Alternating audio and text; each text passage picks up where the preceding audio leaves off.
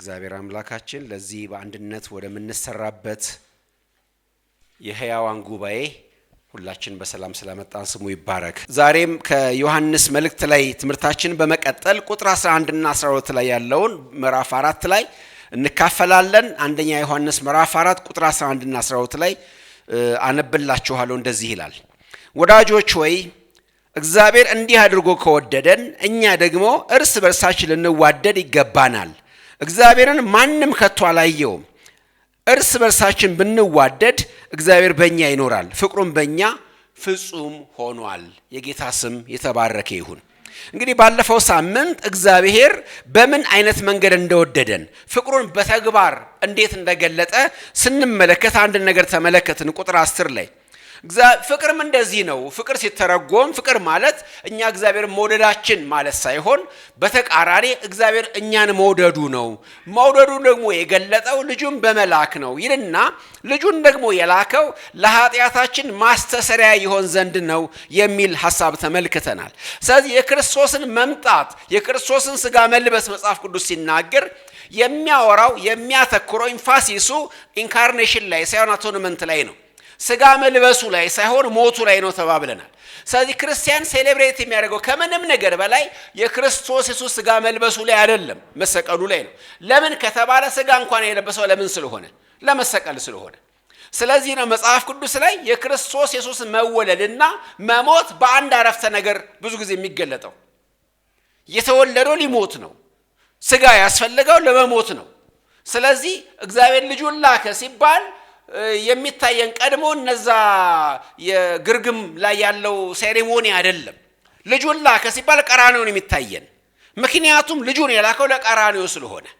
ልጁን የላከው ልክ ነው። ብዙ ፐርፐዝ ነበር የክርስቶስ 7 ፐርፐዞችን ተመልክተናል። የዛሬ 5-6 ወር ወይም ሳምንት በፊት ብዙ ፐርፐዞች አሉት ክርስቶስ ኢየሱስ የመጣበትን 7 ምክንያቶች ተመልክተናል። ከሁሉም በላይ ግን ጮሆ የሚናገረው መጽሐፍ ቅዱስ ከጥግ እስከ ጥግ የሚናገረው ግን ስለምንድን ነው ብትሉ ስለ መሰቀሉ ነው። ክርስቶስ ኢየሱስ የመጣው ሊሞትልን ነው። ምክንያቱስ ከተባለ የእግዚአብሔር ቁጣ አለበዛ ሊበርድ ስለማይችል የእግዚአብሔር ቁጣ ለዘላለም ይነዳል እንጂ አይበርድም። ካልተከለለ ምሱን ካላገኘ ምን ማለት ነው? የእግዚአብሔር ቁጣ ካረካ በስተቀር ሊበርድ አይችልም። በሂደት በዘመናት ሊበርድ አይችልም። በዘላለም አይበርድም። የሚገርማችሁ ከጊዜ ውጪ በዘላለም እንኳን እግዚአብሔር ቁጣው አይበርድም። በዘላለም ውስጥ ለዘላለም የሚቆጣ አምላክ ነው። በክርስቶስ ኢየሱስ ያልሆኑት እሳትና ዲን ሌትና ቀን ለዘላለም ወደሚነድበት የገሃነም እቶን ይጣላሉ ሲል መጽሐፍ ቅዱስ ምንድነው የሚያሳየን? የእግዚአብሔር ቁጣ አይበርድም ነው። አይበርድም።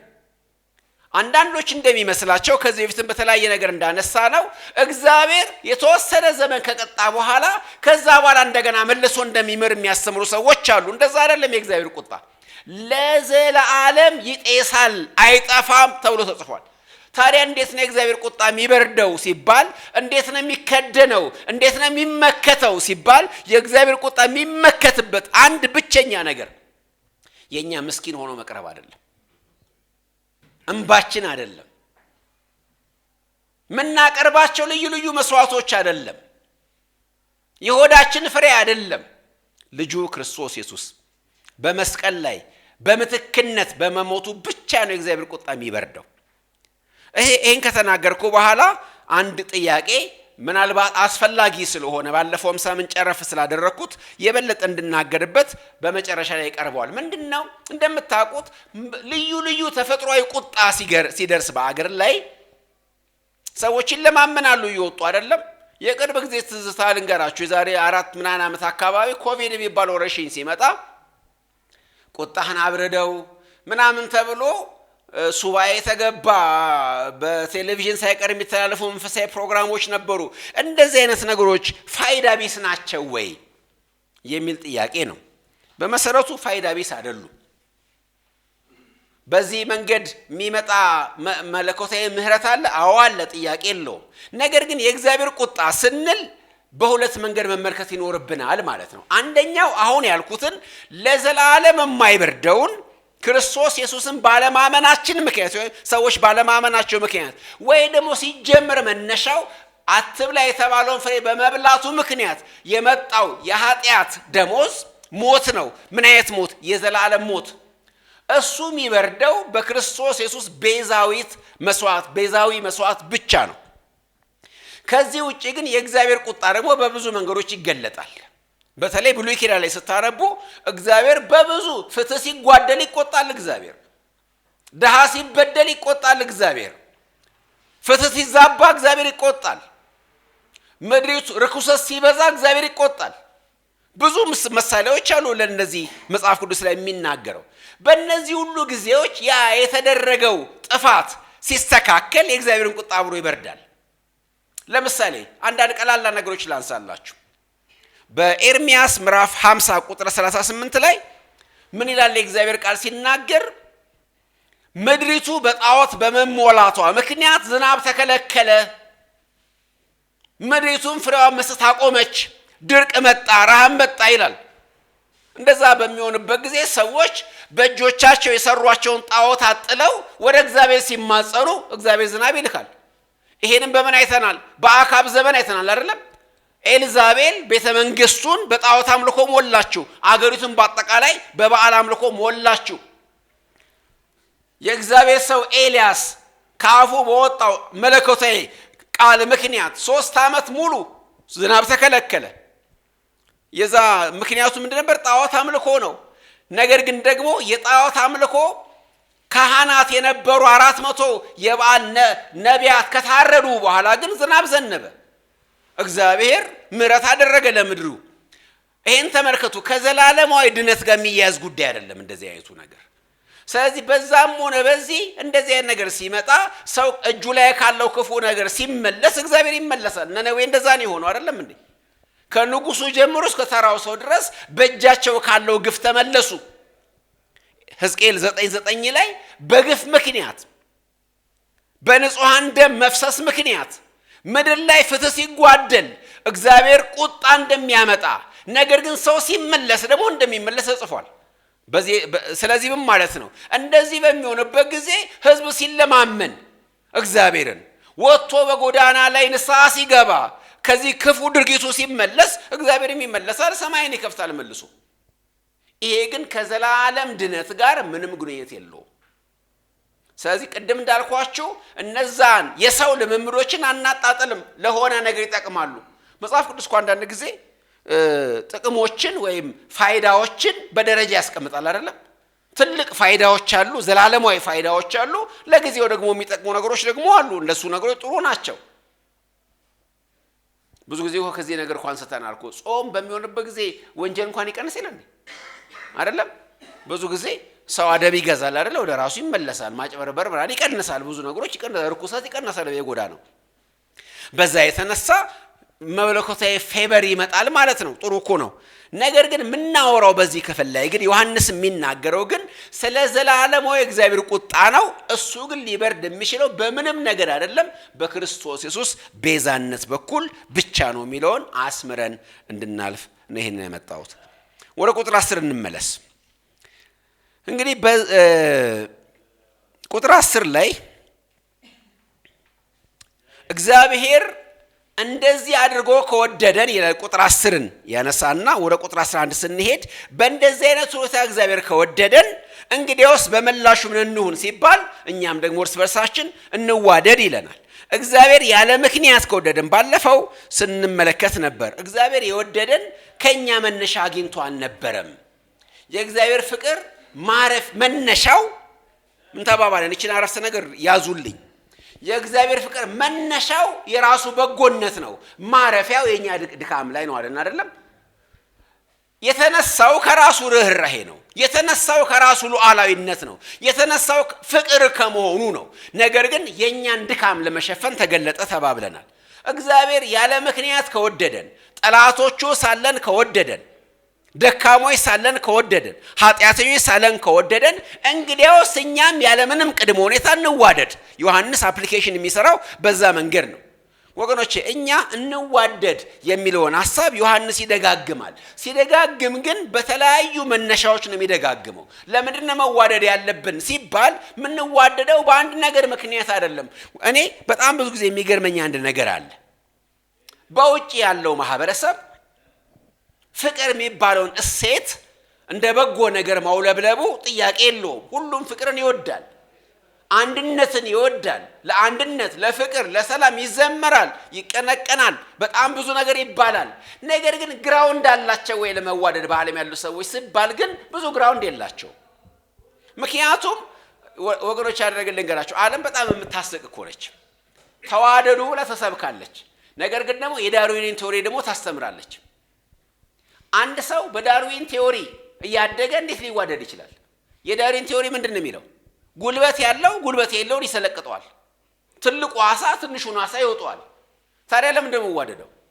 የሚሰራው ህግ የምን ህግ ነው? የጉልበት ህግ ነው፣ የአቅም ህግ ነው፣ ይዞ የመገኘት ህግ ነው፣ ቀድሞ የመገኘት ህግ ነው፣ ጥሎ ማለፍ ህግ ነው። ከሆነ እሱን እያስተማሩ እንደገና ደግሞ ተዋደዱ ማለት ክላሽ አያረግም? አይጋጭም? ስታመለከቱት ሰውን በእንደዚህ አይነት ቲዮሪ ያስተማሩ መልሰው ደግሞ እንዲዋደዱ። እውነቱን ለመናገር በዓለም ለመዋደድ የሚያስችል ምንም ግራውንድ የለም። ትምህርቷ እንድንዋደድ የሚያደርገን አይደለም። ዮሐንስ ግን እዚህ ቦታ ላይ በመልእክቱ ላይ ደጋግሞ ብዙ ነገሮችን ያስቀምጣል። ብርሃን ስለበራልን እንዋደድ፣ በብርሃን ስላለን እንዋደድ ይላል። ከሞት ወደ ህይወት ስለተሻገረን እንዋደድ ይላል። እግዚአብሔርን ስለምናቅ እንዋደድ ይላል። ከሱ ስለተወለድን እንዋደድ ይላል። እግዚአብሔር በእኛ ስለሚኖር እንዋደድ ይላል። እነዚህ ሁሉ መነሻ ምክንያቶች ናቸው። ተመልከቱ፣ በብርሃን ያለው ስለዚህ በብርሃን ካለው እዋደዳለሁ። ከሞት ወደ ህይወት ተሻግሬያለሁ፣ ስለዚህ እዋደዳለሁ። እግዚአብሔር በእኔ ይኖራል፣ ተወልጃለሁ፣ አውቄዋለሁ። እነዚህ ሁሉ ነገሮች እንድንዋደድ ድራይቪንግ ፎርሶች ናቸው፣ እንድንዋደድ የሚያበቁ ነገሮች ናቸው ብሎ ብዙ ነገሮችን ዮሐንስ ያነሳል። የዛሬ የተወሰነ ወራት በፊት ይሄንኑ ነገር አንስተናል። ለምሳሌ በእርሱ እኖራለሁ የሚል በእርሱ እየኖረ ወንድሙን የማይወድ በእግዚአብሔር አይኖርም የሚለውን ስናይ ነበር አይደለም? በእሱ መኖር መገለጫው መዋደድ ስለሆነ አሁን ደግሞ በዚህ ክፍል ላይ ሶስት የምንዋደድበትን ክፍል ምክንያት ያስቀምጣል ዮሐንስ። እነዚህ ሶስት ነገሮች ሁለት ሳምንት ጀምሮ መነሳት እያነሳው ነው። ምንድነው ዮሐንስ የሚነግረን? እግዚአብሔር ማን ነው? ሁለተኛ እግዚአብሔር ምን አድርጓል? ሶስተኛ እግዚአብሔር ምን እያደረገ ነው የሚለውን ነው በዚህ አንቀጽ ላይ የሚናገረው ተባብለናል። እግዚአብሔር ምንድነው ሲባል እግዚአብሔር ፍቅር ነው። እግዚአብሔር ፍቅር ስለሆነ እኛ መዋደድ አለብን። እግዚአብሔር ምን አድርጓል? ልጁን ልኮ ፍቅሩን ገልጧል። ስለዚህ እኛ መዋደድ አለብን። እግዚአብሔር ምን እያደረገ ነው የሚለውን ደግሞ ከዚህ ቁጥር ጀምሮ ደግሞ ስንመለከት እግዚአብሔር በእኛ እየኖረ ነው። እግዚአብሔር በእኛ እየኖረ ከሆነ እግዚአብሔር በእኛ አክት እያደረገ ከሆነ እግዚአብሔር በእኛ እየተንቀሳቀሰ ከሆነ እንግዲያውስ እግዚአብሔር እንዳደረገው ማድረግ አለብን። እሱ መዋደድ ነው። ተመልከቱ፣ እነዚህን ሶስት ሪዝኖች እንደገና ለመዋደዳችን ግብአት አድርጎ ዮሐንስ ያስቀምጣቸዋል። ለምን እንደምንዋደደው? እግዚአብሔር ፍቅር ስለሆነ። ለምን እንደምንዋደደው? እግዚአብሔር ልጁን ስለላከ። ለምን እንደምንዋደደው? እግዚአብሔር በእኛ ስለሚኖር። በተለይ በእኛ ስለሚኖር የሚለውን በጣም በስፋት እንመለከተዋለን በዚህ በዛሬው ፕሮግራማችን ላይ እና እነዚህ ልንዋደድ የሚያደርጉን መነሻዎች እንደሆኑ በጣም እንመለከታለን። ልንዋደድ ያስፈልጋል። በእሱ ነው የምንኖረው። እሱ በእኛ እየኖረ ነው ያለው። ባለፈ ያየነው በእርሱ ኖራለው የሚል ነው ያለው። አሁን ደግሞ እግዚአብሔር በእኛ እየኖረ ነው። ይሄ ለመዋደዳችን አንድ ምክንያት ሆኖ ዮሐንስ ያስቀምጠዋል እና እዚህ ቦታ ላይ ልንዋደድ ይገባናል የሚል ቃል ይጠቀማል። ይገባናል ኦትቱ ወይ ደግሞ ግዴታ አድርጎ ያስቀምጠዋል። ይሄ ግዴታ ግን ልንዋደድ ይገባል የሚለው ግዴታ ከውጪ የተጫነ ግዴታ ሳይሆን ከውስጥ የሚወጣ ግዴታ ነው። ግዴታዎች በሁለት አይነት መንገድ ይመጣሉ። አንደኛው በውጪ ባለ ሁኔታ መገደድ የሚባል ነው። ግዴታ የሚባለው ነገሮች ሁሉ ሁለት ነገሮች ናቸው ወገኖቼ። በተፈጥሮ ሁሉ ግዴታ በሁለት ነገሮች ምክንያት ነው የሚመጣው። አንደኛ በውጪ ፎርስ፣ ከውጪ በሚመጣ ኃይል መገደድ። ሁለተኛ ከውስጥ በሚነሳ ኮዝ መነሳት፣ መገደድ። ሁለቱም ነገሮች ግዴታዎች ናቸው። ክርስቲያን የሚዋደደው ከውጪ በሚመጣ ነገር አይደለም። ምን ማለቴ ነው? ለምሳሌ አዲስ ኪዳን ላይ የአዲስ ኪዳን ቅኝት ምንድነው? ፍቅርን ሲያስቀምጥ ምንዋደደው ገሃነም እንዳንገባ ፈርተን እንዳንቀጣ ፈርተን አይደለም። ከቅጣት ጋር በተያያዘ ምክንያት አይደለም የምንዋደደው። በውስጣችን በሆነ ውስጣችን ከመለወጡና የጌታ ማደሪያ ከመሆናችን በመንፈሱ ከመሞላታችን የተነሳ ነው። ውስጣዊ ነው አነሳሻችን ምክንያት ማለት ነው። በውጪ ሁኔታ መገደድና በውስጥ ሁኔታ መገደድ የሚባሉ ነገሮች የተለያዩ ጉዳዮች ናቸው። ምሳሌ ልስጣችሁ። ምናልባት ተራ ምሳሌ፣ ከውስጣችን አንድ ነገር አስገድዶን ስናደርግ ውጤቱ ምንድነው? እርካታ ነው። ከውጪ ግን አንድ ሰው አስገድዶን ስናደርግ ውጤቱ ምንድነው? ማዘን ነው፣ መሰበር ነው፣ መዋረድ ነው። በምሳሌ ላስቀምጥ። ውሃ ስንጠጣ ውጫዊና ውስጣዊ ግዴታ ነው።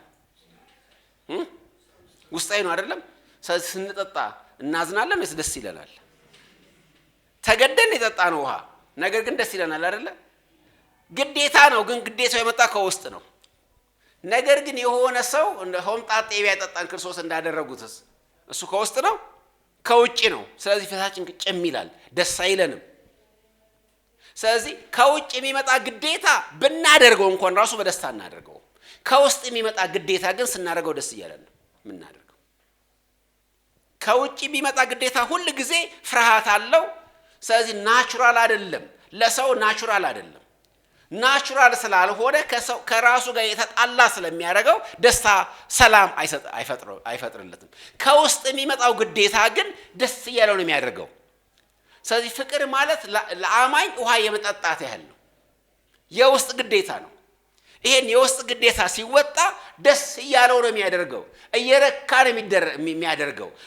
ስለዚህ አለብን የሚለው ግዴታ አድርጎ ዮሐንስ የሚያስቀምጠው የውጪ ኤክስተርናል ፎርስ አይደለም የሚያስጨንቀን የሚያስገድደን፣ ከውስጥ የሆነ ግዴታ ነው። ከውስጥ በሆነ ግዴታ ከሆነ ውጤቱ ደግሞ ደስ የሚያሰኝ ነው። አያስጨንቀንም፣ አንታገልም። በቃ ከፍተኛ የሆነ መከራ ውስጥ እንደገባን እንትን አናረገው። አዲስ ኪዳን ላይ ብዙ ቦታዎች ላይ የሚገርም ነገር ይናገራል። ለምሳሌ እንግዶችን በደስታ እንድንቀበል ያለ ማጉረምረም እንግዶችን ተቀበሉ ብሎ ጴጥሮስ ያስቀምጣል። ስትምሩ ምሕረት ስታደርጉ በደስታ የሚምር በምን ይማር? በደስታ። ስንታገስ በምን እንታገስ? በፍቅር ታገሱ። ልብ በሉ፣ ስንታገስ በደስታ፣ ስንምር በደስታ፣ እንግዶችን ስንቀበል በደስታ። እነዚህ ሁሉ ነገሮች ለምን በደስታ በሰላም የምናደርጋቸው? ምክንያቱም በውስጥ ነው የምንገደደው፣ በውጭ አይደለም። ናቹራል ምላሽ ነው የሰጠን ያለ ነው። ስለዚህ ከውስጥ ስለሆነ የምንሰጠው ደስ ይለናል። ከውስጥ በሆነ ነገር ገብቷችሁ አለመላችሁ ነገር አይደለም፣ ትርጉሙ እየገባችሁ ነው። ከውስጥ ራሳችን አስገድዶን አንድ ነገር ስናደርግ፣ ፈንቅሎን ስናደርግ በመዝሙር እንደምንናገረው አይደለ? አልቻልኩም በቋጠር ዝም ልል አልቻልኩም እያለን እንዘምራለን አይደለ? ደስ ይለናል እንደዛ ስናደርግ። ማለት ተገደን የሆነ አንዳንድ ጊዜ በግድ ልልበሉ፣ በግድ አጨብጭቡ፣ በግድ አመስግኑ ስንባልና ከውስጣችን ፈንቅሎ ደግሞ ምስጋና ነው በአፌ ሞላው እንዳለችው ዘማሪዋ ስናፈሰው የሚሰማን ስሜት አንድ አይነት ነው?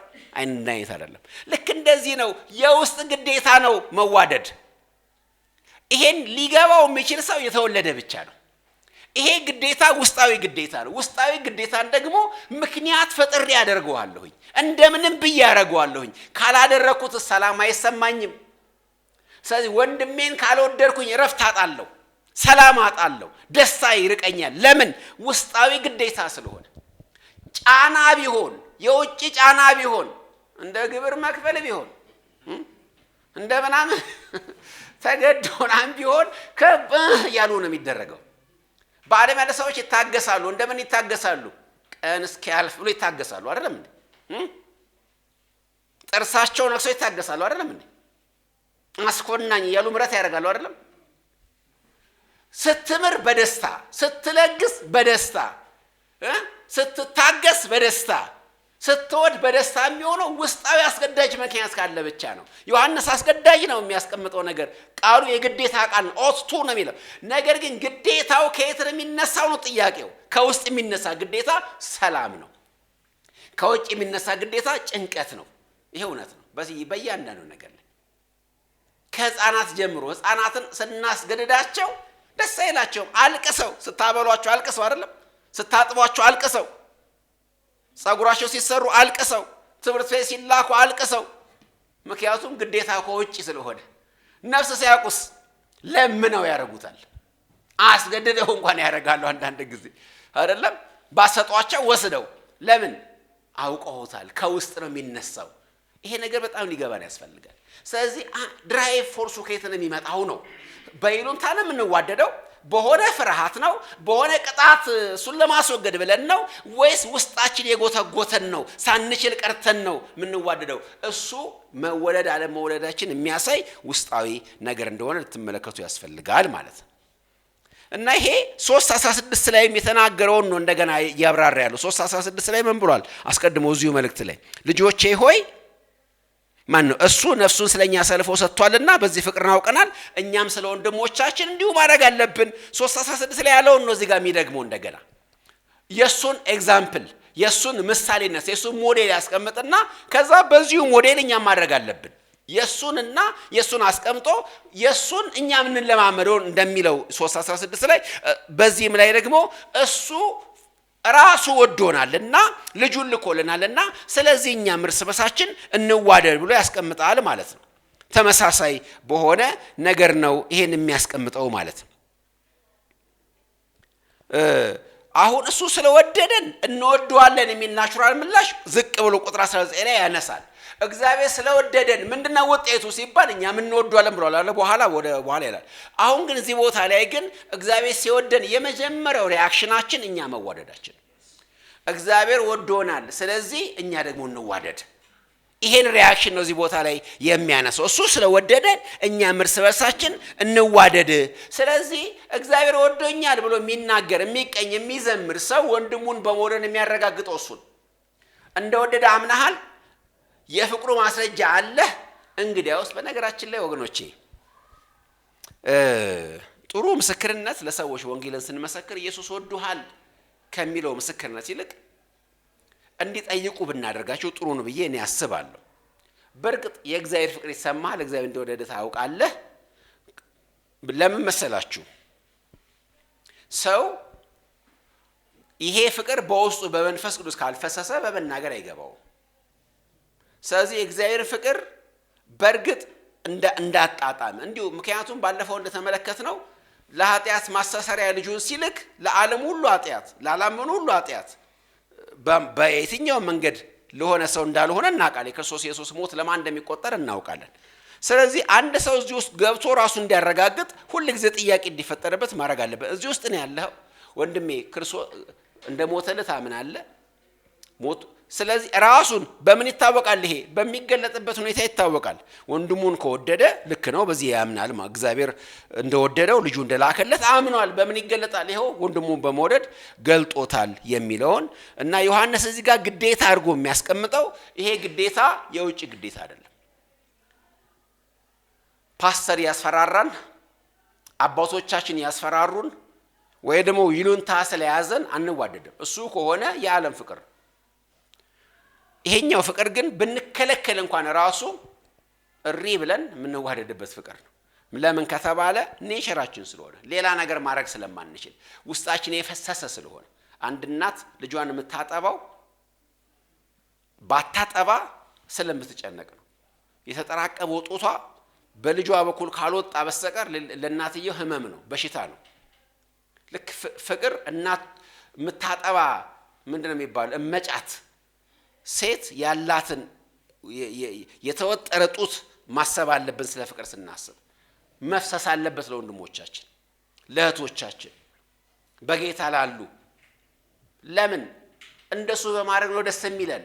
ውስጣዊ ግዴታ ስላለብን፣ እየገፋፋን ስለሆነ ውስጣችን አላስቀምጥ አላስቆም ስላለን እንደዚህ ገፍቶን ወደ ሰዎች ይወስደን ያስፈልጋል። እሱን በጣም እንድታሰምሩበት ፈልጋለሁ። ቁጥር 11 ላይ እንሂድ። እግዚአብሔርን ያየው ማንም የለም ይላል ቁጥር 12 ላይ። እግዚአብሔር ማንም ከቶ አላየሁም።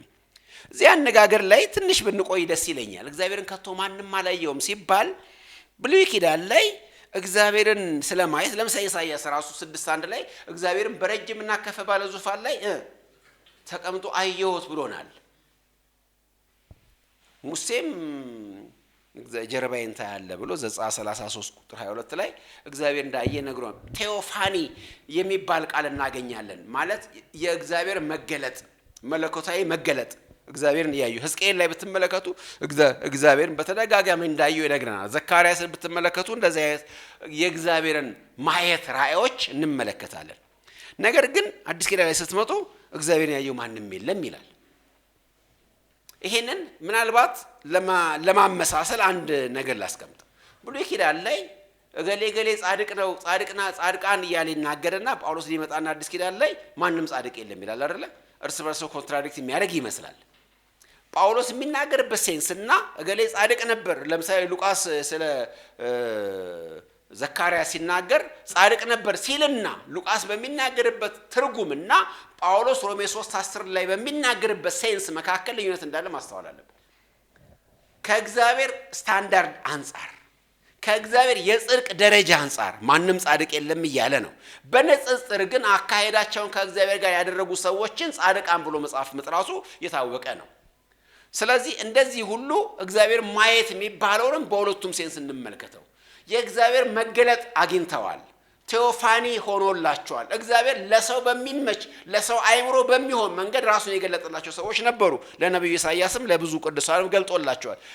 ያ ማለት ግን የእግዚአብሔር ሙሉ መገለጥ አይደለም።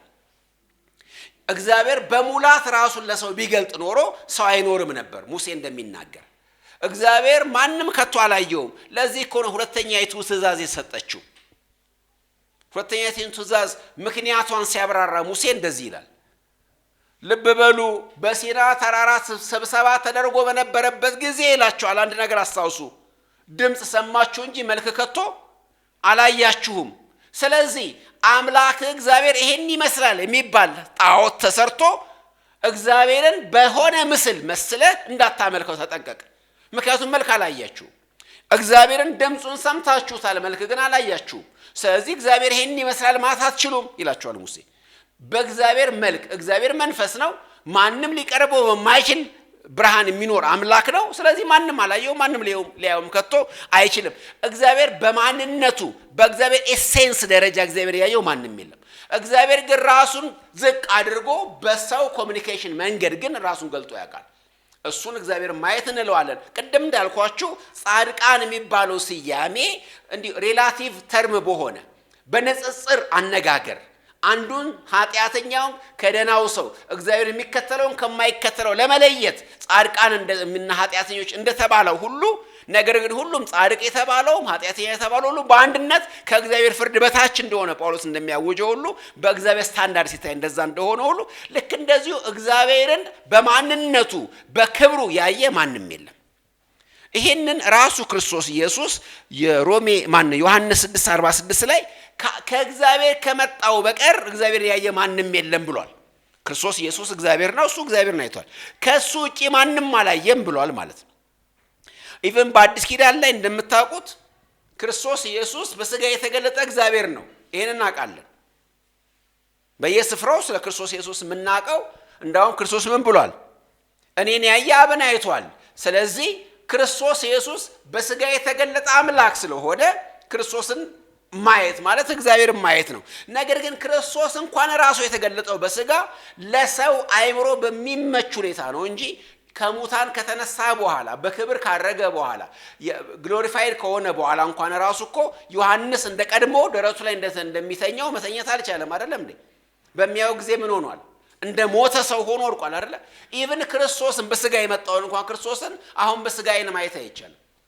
ክርስቶስን በስጋ አውቀው ነው እንኳን ቢሆን ከዚህ በኋላ ግን አናውቀው እንዴት ስለሰው ጽፏል። ስለዚህ በዛ ግሎሪ በዛ በሚኖር በሰማያዊ ኑባሬው እግዚአብሔር ማንም ሰው አላየውም፣ ሊያየውም አይቻልም። አንደኛ ጢሞቴዎስ 1:17 ላይ ማንም ሊቀርበው በማይችል ብርሃን እግዚአብሔርን ብቻ አይደለም የሚኖርበትን ሰራውንዲንግ ማየት አይቻልም፣ መቅረብ አይቻልም። ስለዚህ በዚህ ሴንስ ነው ልንመለከት የሚያስፈልገው ማለት ነው። እና እግዚአብሔር ማንም ፊቴን አይቶ አይድንም ብሏል። ጀርባዬን ታያለ ማለት ከፊል የሆነ መገለጥ እሰጣለሁ ማለት ነው። በተወሰነ ደረጃ ትንሽ ፍንጭ እሰጣለሁ ማለት ነው። ነገር ግን ሙሉ በሙሉ ትመለከተኝ ግን አትችልም፣ ምክንያቱም ትጠፋለህ ብሎ እግዚአብሔር ይናገራል። ስለዚህ በዚህ መንገድ ነው ምን ልንመለከት የሚያስፈልገው። ነገር ግን እዚህ ጋር አንድ ቃል ልብ ብለን መመልከት አለብን። ዮሐንስ 1:18 ላይ ተመሳሳይ ቃል ዮሐንስ ይሄ ወንጌሉን የጻፈው ዮሐንስ ነውና መልእክቱንም የጻፈው ምንድን ብሎ የተናገረው ታውቁታላችሁ? ሐዋርያት ሥራ ዮሐንስ ወንጌል ምዕራፍ 1 ቁጥር 18 ላይ ያለውን አይደለም? መቼም ቢሆን እግዚአብሔርን ያየው አንድስ እንኳን የለም ብሏል አይደለ? እዚህ ቦታ ላይ ደግሞ አንደኛ ዮሐንስ 4:12 ላይ ደግሞ እግዚአብሔርን ማንም ከቶ አላየውም ብሏል። በጥንቃቄ ስናጠና ሁለቱ የግሪክ ቃሎች አንድ አይነት ቃሎች አይደሉም።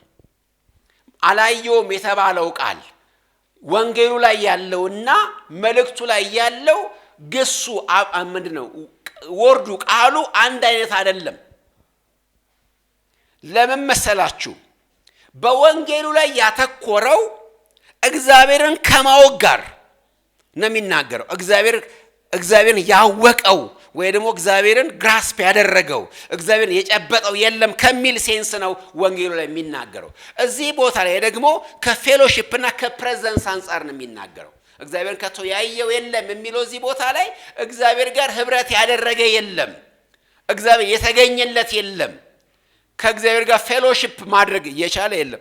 ልብ በሉ፣ ሁለቱ ቃሎች ልዩነት አላቸው። ያኛው መታወቅን ሲናገር፣ ይሄኛው ህብረት ማድረግን የሚያሳይ ነው መልእክቱ ላይ ያለው።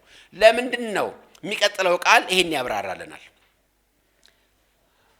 የመጀመሪያው ልብ በሉ፣ ከኔ ጋር ናቸው አይደል? ልመልሳችሁ። ቴክኒካል ተርሞች ስለምናጠና ትንሽ አንዳንዱ ከበድ ሊል ይችላል፣ ግን በደንብ ልናገር። ዮሐንስ ወንጌሉ ላይ ልመለስ። እግዚአብሔርን ያየው ማንም ከቶ የለም ካለ በኋላ ምንድነው የሚለው? የሚቀጥለው ቃል በአባቱ እቅፍ ያለ አንድ ልጁ እሱ ምን አደረገው?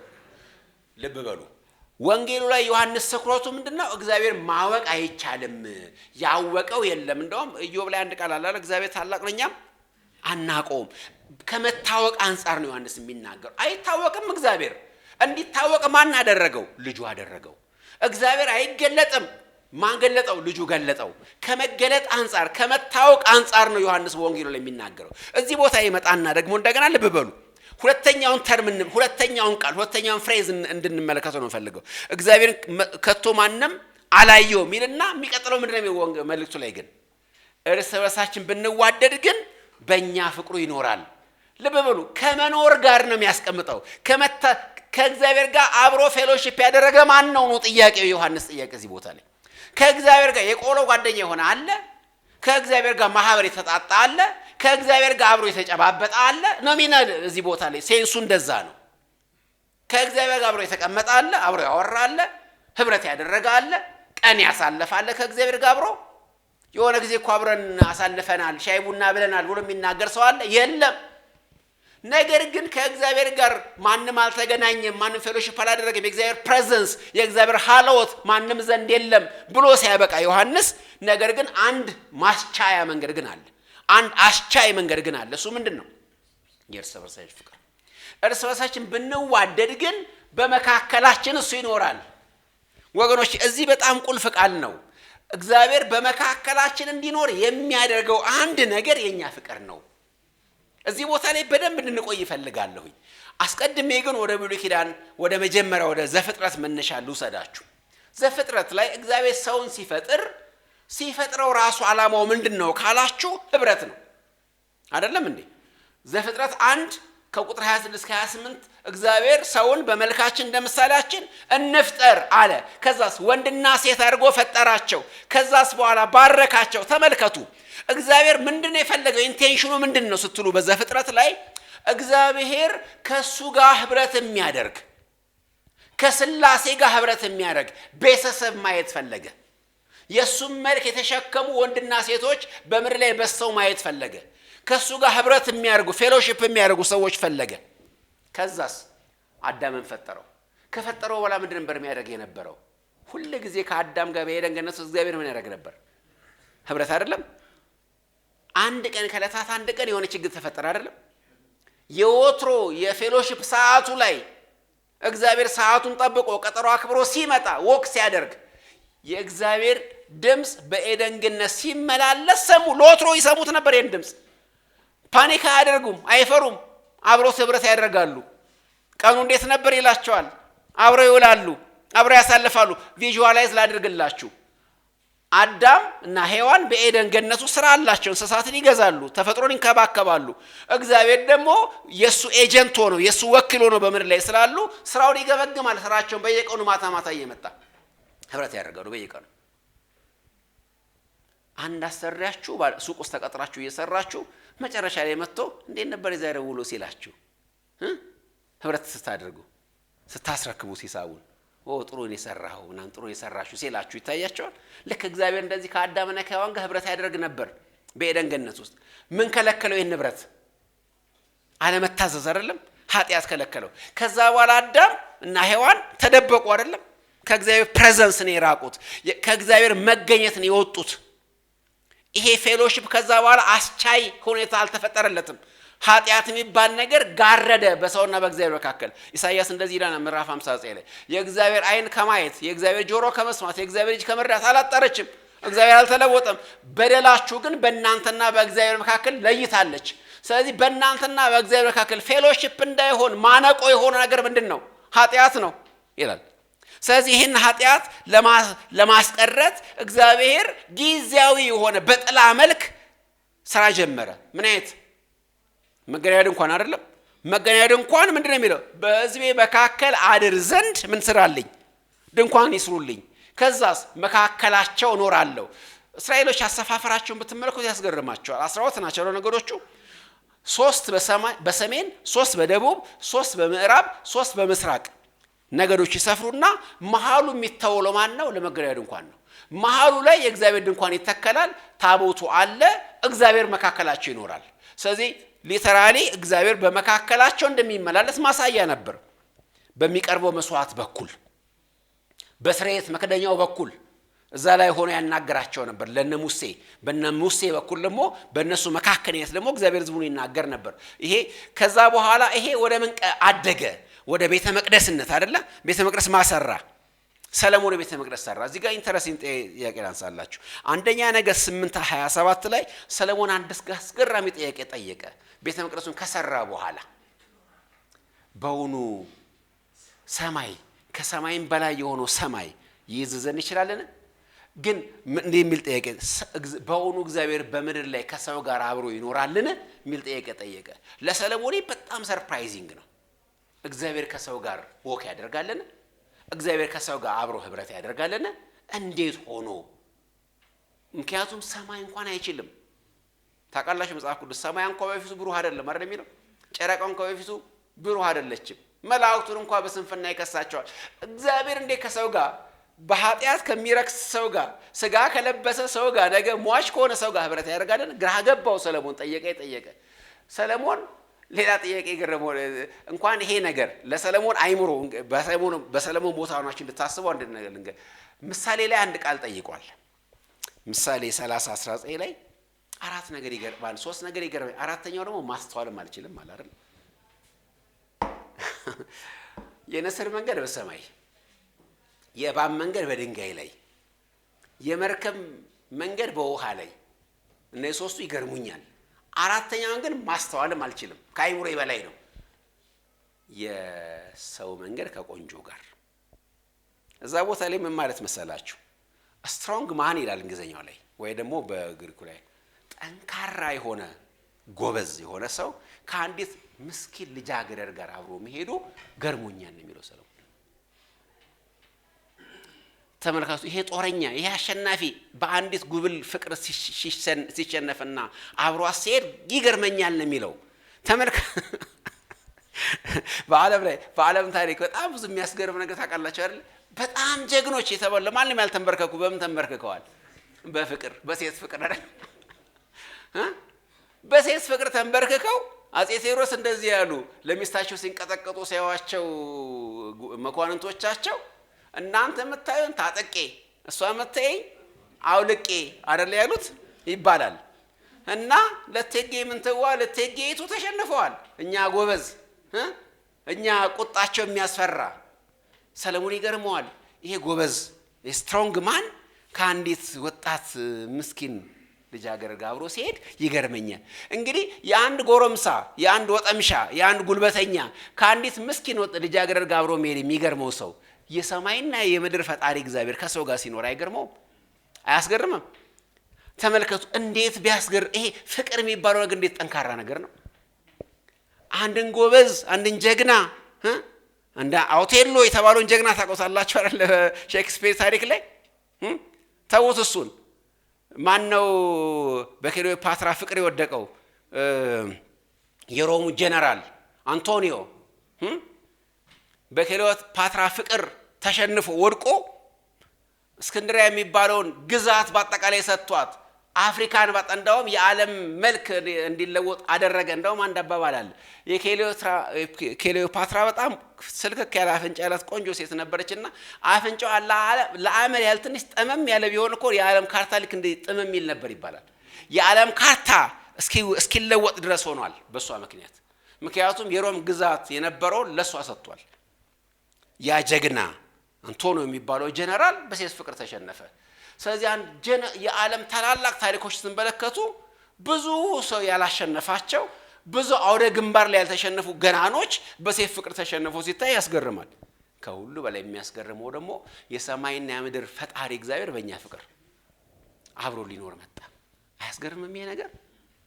ስለዚህ ይገርማል። አብሮ ሊኖር መጣ። ነገር ግን እዚህ ጋር በጣም እንድትሉ የምፈልገው ነገር አለ። ብሉይ ኪዳን ላይ እና አዲስ ኪዳን ላይ ያለው ይሄ መገለጥ ከሰው እግዚአብሔር የሚኖርበት ሁኔታ በጣም መሰረታዊ ልዩነት አለው። ለምን ብትሉ ብሉይ ኪዳን ላይ በጥላ መልክ ነው። አማናዊ አይደለም፣ እውነተኛ አይደለም። የነገር ጥላ አለው፣ አካል አልነበረም። ስለዚህ እግዚአብሔር እንደዚህ የሚሉ በብሉይ ኪዳን ላይ ለአብርሃም ለምሳሌ እንደዚህ ያለው በፊቴ ተመላለስ። አሁን ግን በእኛ ይመላለሳል እሱ። ብሉይ ኪዳን ላይ ህዝቡ በእግዚአብሔር ፊት እንዲመላለስ ታዟል። አሁን ግን እሱ ራሱ በእኛ ፊት ይመላለሳል። በሰባቱ መቅረዞች መካከል ይመላለሳል የሚለው መጽሐፍ ቅዱስ ራእይ 2:1 ላይ ብትመለከቱ በሰባቱ መቅረዞች መካከል የሚመላለሰው ሰባቱ መቅረዞች ምንድን ናቸው? ሰባቱ አብያተ ክርስቲያናት። በአብያተ ክርስቲያናት መካከል ማን ወክ ያደርጋል? ይሄ ነገር አይገርማችሁም? እኛ በእግዚአብሔር ፊት ወክ እንድናደርግ ነበር የተጠራነው ብሉይ ኪዳን ላይ። በፊቴ ተመላለሱ፣ እሱ ግን አሁን በፊታችን ይመላለሳል። ምን ማለት ነው? በመካከላችን ገብቷል፣ ወደ ቤታችን መጥቷል። አሁን እግዚአብሔር በእኛ ይኖራል። የእግዚአብሔር ማደሪያ ነን። ግን እዚህ ጋር ኢምፖርታንቱን ነገር ልናገር። እያንዳንዳችን ብልቶች ነን፣ አካል አይደለንም። ልክ ነው። በነፍስ ወከፍ እያንዳንዳችን እግዚአብሔር ማደሪያ ነን፣ ጥያቄ የለውም። እግዚአብሔር ግን በእኛ የሚኖረው በደንብ ይህን ፖይንት ያዙልኝ ወገኖቼ። እንደውም የዕብራውያን ጻፊ በሚናገርበት ቋንቋ ልናገር። ከተናገርነው ነገር ዋናው ይሄ ነው ብሏል አይደለ? እኔ ከምናገረው ነገር ዋና ይሄ ነው። ለበበሉ እኛ እግዚአብሔር ያድርብናል ስንል በተናጥል በኔ እንደ ብልት ሆኜ በኔ ላይ ያድርብኛል ማለቴ ሳይሆን እንደ አካል በአንድነት ስንሆን እግዚአብሔር በእኛ ያድራል ማለታችን ነው። በኔ ውስጥ እግዚአብሔር በግል የሚያድረው ከሆነ ለምንድነው ብትሉ ለዚህ ነገር ሊሰራይ ነው። እግዚአብሔር ማደሪያ ያደረገው ኢንዲቪጁዋሎችን አይደለም፣ ቤተክርስቲያንን ነው። በህብረታችን ውስጥ ነው ጌታ የሚያድረው። እግዚአብሔር እንደውም ጳውሎስ ይናገራል፣ ሚስጥሩ የክብር ተስፋ ያለው ክርስቶስ በእናንተ ዘንድ መሆኑ። ይኸውላችሁ በእኛ ዘንድ ነው። አሁን አንዳንድ ሰዎች እንደዚህ የሚል ቁንጽል የሆነ ነገር አላቸው። ቤተ ክርስቲያን ነኝ ይላሉ ራሳቸውን። ቤተ ክርስቲያን አይደለንም እኛ፣ አይደለም እንዴ? ብልቶች ነን። በሌላ አነጋገር አንድ የተቆረጠ ጆሮ ብናይ ወድቆ ሰው ነው ምንለው? የሰው ጆሮ ነው ምንለው? ሰው ነው እንደያዘው አይደለም። እጅ ወርቆ ብናይ ሰው ነው ምንለው? እጅ ነው ምንለው። ስለዚህ እኔ ቤተክርስቲያን አይደለሁም፣ ብልት ነኝ፣ እጅ ነኝ ወይ ጆሮ ነኝ ወይ አፍ። ስለዚህ ሁላችን በህብረት መሆን አለብን። በህብረት ውስጥ ነው እግዚአብሔር የሚኖረው። ዮሐንስ ሲያስቀምጥ እዚህ ቦታ ላይ እግዚአብሔር ማንንም አላየው፣ ከእግዚአብሔር ጋር ህብረት ያደረገ ማንንም የለም። እኔ እኮ ነበርኩኝ ከእግዚአብሔር ከሱ ጋር ከርሜን የመጣሁት ሚለን ሰው ቢመጣ አታላይ ነው፣ ውሸታም ነው። እውነቱ ምንድነው? ፍቅር ቢኖረን እርስ በርሳችን በመካከላችን ይኖራል። እሱ ነው እውነቱ። ስለዚህ በጣም በጣም በጣም ዋና ነገር ተደርጎ የተሰመረበት ነገር ምንድነው? ህብረታችን፣ መዋደዳችን። ወገኖች ኢንዲቪጁዋሊዝም በጣም በሚሰበክበት በዚህ ዘመን፣ እያንዳንዱ ሰው በራሱ ሙሉ የሆነ በሚመስለው በዚህ ዘመን፣ ቤቱ ተቀምጦ በሙላት ጌታ በሱ የሚኖር በሚመስለው በዚህ ዘመን፣ በተላላነት ዘመን ላይ ልንገራችሁ፣ እግዚአብሔር የሚያውቃችሁ በህብረት ነው። እግዚአብሔር የሚያቀን በህብረት ነው። ያለ ህብረት እግዚአብሔር አያቀንም። ምናልባት ተራ ምሳሌ ልጠቀም። መጽሐፍ ቅዱስ እንደውም እንደዚህ የሚል ቃል ይጠቀማል። ከእሳት የተነጠቀ ትንታግ አይደለ? ትንታግ ማለት በቆሎ መንገድ ላይ ሲጠበስ አይታችሁ ከሆነ ጥሽ ብላ የምትወጣ እሳት አይታችኋል? ያቺ እሳት ራስ ስንት ጊዜ ትቆያለች? ከዛ በኋላ እሳት ትሆናለች? እዛ ብትቆይስ ምድጃ ውስጥ እሳት ነች። ተነጥለን ብንሄድ እንደዛ ነው እጣ ፈንታችን። አብረን ነው የምንሆነው፣ በአንድነት ነው የምንሆነው። እኔ ብዙ ጊዜ ሳስተምር እንደዚህ ላለው የጋብቻ ትምህርት እግዚአብሔር ወንድና ሴትን ለምን ፈለገ? ለምንድን ነው መልኩን በእነሱ መግለጥ የፈለገው? እኛ እኮ የምናመልከው ትራዮን የሆነ ጋር ነው፣ ነጠላ አንድ አምላክ አይደለም። ስለዚህ የእግዚአብሔርን አንድነት የምንገልጠው አንድ በመሆኑ ክርስቶስ የጸለዩት ይላቸዋል፣ ዓለም ያምን ዘንድ እኔ እናንተ አንድ እንደሆነን ዓለም ያምን ዘንድ እነሱ አንድ ይሁኑ። ምን ማለት ነው ይሄ? ምን ማለት መሰላችሁ? አንድ ሰው በተናጠል ቅዱስ በመሆኑ አንድ ሰው በተናጠል ተአምር በመስራቱ ዓለም የሚያምነው በህብረታችን። እኛ አንድ ስንሆን በእኛ መካከል ይገለጣል እግዚአብሔር በቅዱሳን ላይ ድንቅ ነው ያለ መጽሐፍ ቅዱስ። በህብረታችን በአንድነታችን። ለዚህ ነው ሁላችን በአንድነት ስንሰራ ጥሩ የሚሆነው። መንፈሳዊ ቤት ለመሆን ተሰሩ አይደለም? በእምነት ክርስቶስ በውስጣችን እንዲያድር በአንድነት እንሰራለን። የአንዳችን ድካም ሌሎቻችን ይጎትታል፣ የአንዳችን በጎነት ሌሎቻችን ያነሳል። በህብረት ነው ዕጣ ፈንታችን ያለው። ክርስትና የህብረት ጉዳይ ነው ወገኖች፣ የተናጠል ጉዳይ አይደለም። ስለዚህ ዮሐንስ ፍቅር እንዲኖረን ሲያሳስበን፣ ለምንድን ነው ፍቅር የሚኖረን? ለምን ነው ወንድማማቻዊ መዋደድ የሚያስፈልገን? ለምን መቀበል ያስፈልገናል? ለምን በተናጠል አንሆንም? ሙሉ አይደለን ወይ? አይደለንም። እግዚአብሔር በእኛ እንዲኖር ከተፈለገ፣ ህብረት እንዲያደርግ ከተፈለገ ምን ያስፈልገናል? አንድነት ያስፈልገናል። ይሄንን እኮ ባለፈው አንስተናል። የአስቆሮቱ ያይደለው ይሁዳ ሲጠይቀው ለክርስቶስ ኢየሱስ ለዓለም ሳይሆን ለኛ ራስ ልትገልጥ ያለህ እንዴት ነው ሲባል፣ እኔ ብቻዬን አይደለም መገለጥለት፣ እኔም አባቴ መንፈስ ቅዱስም የምንመጣው ቃሌን በሚሰማና በሚጠብቅ ነው። ቃሉ ደግሞ ምንድነው? ተዋደዱ ነው። የእግዚአብሔርን ቃል ስትጠብቁ አብ ይመጣል፣ ወልድ ይመጣል፣ መንፈስ ቅዱስ ይመጣል፣ ከእናንተ ጋር ይኖራል። ከእናንተ ጋር ማለት ከህብረቱ ጋር ማለት ነው፣ ከአካሉ ጋር ማለት ነው፣ በብልት ላይ አይደለም። እኛ በግላችን በተናጠል እንደ አንድ ምሳሌ የምጠቀመው ምንድነው? ሴቶች ቦርሳ ውስጥ የፊት መስተዋት አለች አይደለ? ቦርሳችሁ ውስጥ ትኖራለች ብይገምታለ እህቶች። ያቺ መስተዋት አለባበሳችሁን የምታዩባት ነች ወይስ ከንፈራችሁን ወይ አይናችሁን ኩል ምናምን የምታዩባት? ሙሉ አካላችሁን ታሳያችኋለች? ሙሉ አካል የሚያሳየው ቁም ሳጥን መስተዋት ሙሉ ስለሆነ እግዚአብሔርን በሙላት የምናሳየው በአንድነት ስንሆን። አለበዛ የፊት መስተዋት ነን እኛ ሁላችን፣ አናሳየም እግዚአብሔርን በሙላት።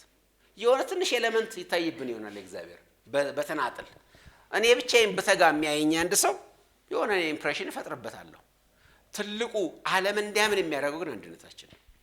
ስለዚህ ነው ዮሐንስ ይሄንን ትልቅ ቦታ የሚሰጠው። ለዚህ ነው ፍቅሩ በእኛ ይኖራል ብቻ አይደለም ፍጹምም ይሆናል ይላል። ፐርፌክት ይሆናል። የእግዚአብሔር ፍቅር ፐርፌክት የሚሆነው በህብረት ውስጥ ነው። ስለዚህ ፈንክሽን የሚያደርገው የእግዚአብሔር ፍቅር ለዚህ እኮ ነው ኤፌሶን ላይም ጳውሎስ ሲናገር ከቅዱሳን ሁሉ ጋር በአንድነት አይደለም የሚለው፣ ከፍታውና ጥልቅነቱ ከማስተዋል የሚያልፈውን የእግዚአብሔር ፍቅር ለማወቅ ትበረሱ ዘንድ። ከቅዱሳን ሁሉ ጋር በአንድነት ብቻዬን የምደርስበት የፍቅር ከፍታ የለም። የእግዚአብሔር ፍቅር የምናውቀው በአንድነት ነው። ለምን? እግዚአብሔር በአንድነት የሚኖር አምላክ ስለሆነ። የእግዚአብሔር አንድነት የአብን የወልድን የመንፈስ ቅዱስን አንድነት የምናሳየው እኛ አንድ ሆነን ነው። በስላሴ ውስጥ እንደዚህ እንላለን አይደለ? አንድ ፈቃድ ነው ያለው እንላለን። አንድ ፈቃድ ነው ያለው ማለት ምንድነው? ጥል የለም። ጳውሎስና በርናባስ ተከፋፍተው እንደተለያዩት አብ ወደ ሌላ መንፈስ ቅዱስ ወደ ሌላ ሊሄድ አይችልም አይደለም? ህብረታ ተጣልተው የስላሴ ሸንጎ ተበቱን ያቀር እንደ ባለ መስማማት ረግጦ ወጥቶ ያቀር አንዱ ከመካከል ስብሰባውን የሃርመኒ ያለ አይደል? በሰማይ የዛ ሃርመኒ ነጸብራቅ ሁኑ ነው የተባልነው። በፍቅር ስትኖሩ በአንድነት ስንኖር ፍቅሩ በእኛ ፍጹም ይሆናል። ፍቅሩ የሚለው ቃል እኛ ለሱ ያለን ሳይሆን እሱ ለኛ ያለን ፍቅሩ ፍጹም። ምክንያቱም ከላይ ጀምሮ አውዱ ስለሱ ስለሚናገር ፍቅሩ በእኛ ፍጹም ሆናል። ፍቅሩ በእኛ በትክክል የሚታወቀው በእርግጥም እግዚአብሔር እንደወደደን የሚታወቀው እኛም እንደምንወደው የሚታወቀው ዓለምን በዚህ የተነሳ የሚያምነው ምንም ምክንያትም አይኖረው ምንድነው ብላችሁ ብትጠይቁ በአንድነት ስንፋቀር ብቻ ነው።